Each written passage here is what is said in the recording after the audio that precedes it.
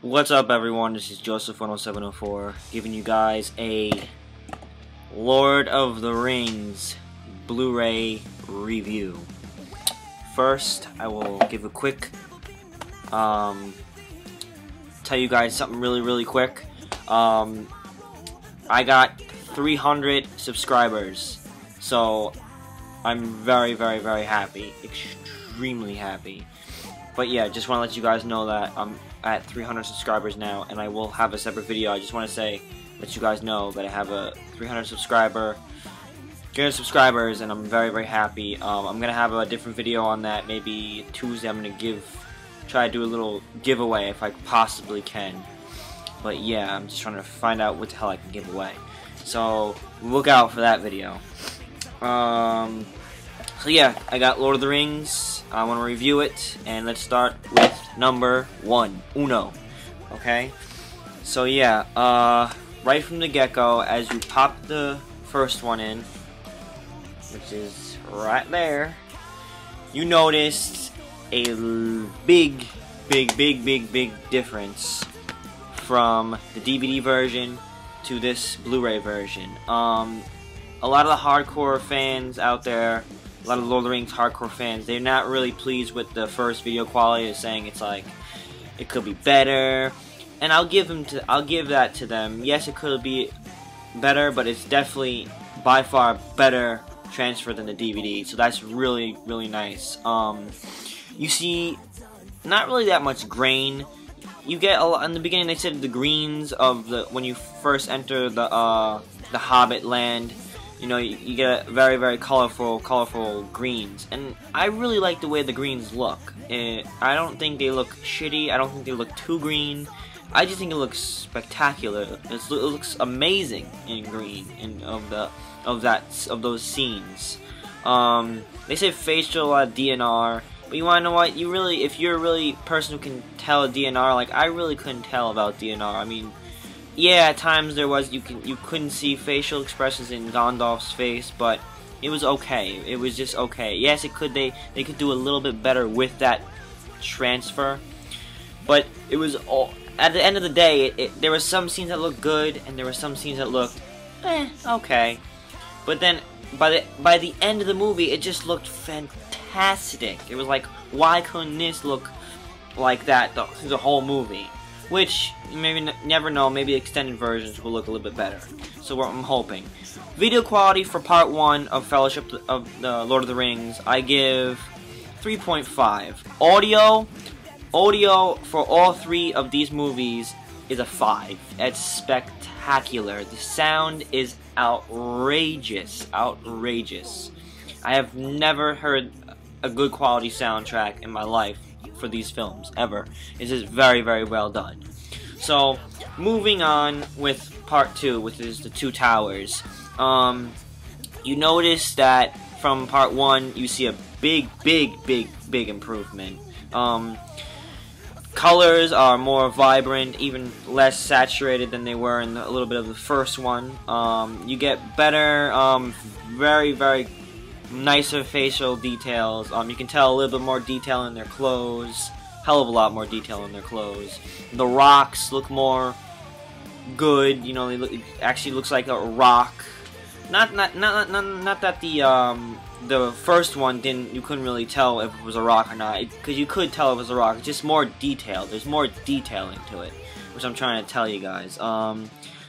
Everything from the swords, they all looked nicer. You know, it just looked more high definition-y. You know, I don't even know if that's even a word, but it looked more clear. You know, you can see strands of hair. You know, you can see facial detail. You can see the teeth of goblins and all that. It looked very nice. Much better transfer than the first one, of course. But it didn't set you down.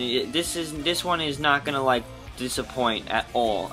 Maybe to the hardcore fans, you know, you got some hardcore fans out there saying it doesn't look so good. Well, sorry, you know, wait for the extended versions. But hey, I think it looks very nice. Definitely a step up from the first Fellowship of the Rings. Not that the Fellowship of the Rings looked like shit. It just could have looked a little bit more better. It could have topped at least the Two Towers, or hell, at least the Return of the King, but we'll get to that one in a second.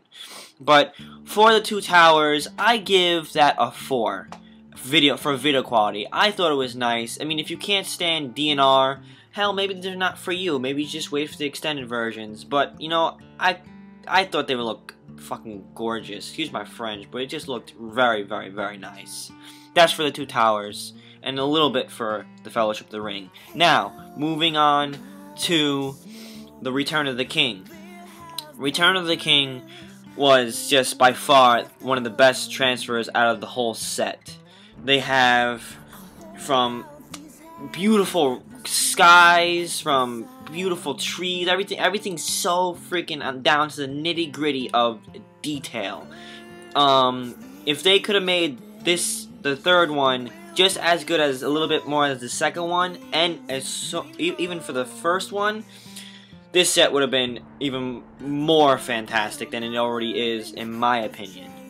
But from facial, you can see from even more, it just gets better out of more facial detail. From the strands of hair, from the clothes even get more detailed than it is before. The swords look like they popped out of the screen. It looks amazing, just fantastic. They just put so much work into the third one. I just wish they would have put more work into the first one as they would do for the second one. But the second one, like I said, didn't look as bad as the first one. And the first one, it was okay. It's still a viewable, definitely viewable from my opinion. You can pop these in and you can say to yourself, like, wow, these still look better than the DVDs. Hell of a lot better than the DVDs. DVDs look like shit to me.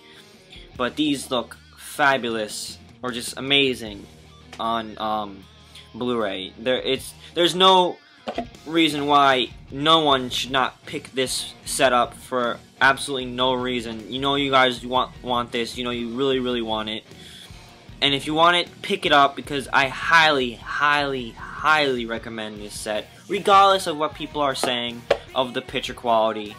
And, you know, you got audio is just, like I said, it's just booming. Like, it's just, holy shit. It gets to you, like, it's unbelievable. Unbelievable with sound. I could not stress when I popped all three of these movies, and I was just like, I was dumbfounded. I just couldn't believe how amazing the sound really was. It was like I'm in the movie theaters all over again, but times 10. It was amazing. It was sick.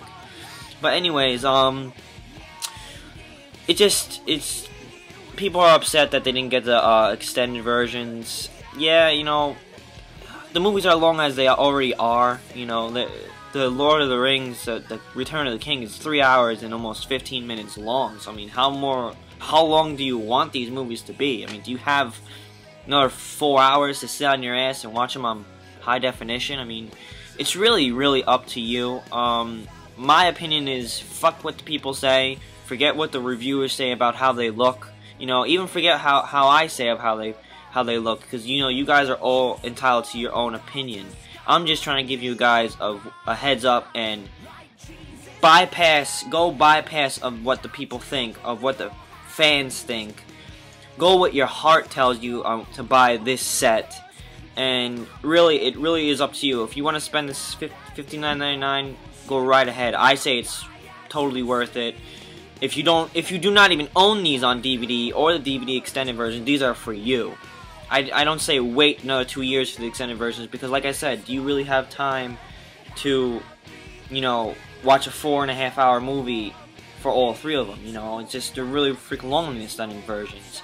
But anyways, guys, that's my review for the Lord of the Rings trilogy on Blu-ray. So if you guys haven't picked them up or even seen them, check them out for yourselves. Thank you guys for rating, subscribing, commenting. It's all good. I will see you guys in the next review that I do and the next update. So you guys have a good one, and hopefully you guys enjoyed my review of The Lord of the Rings. Thank you guys, and have a nice one. Last kiss for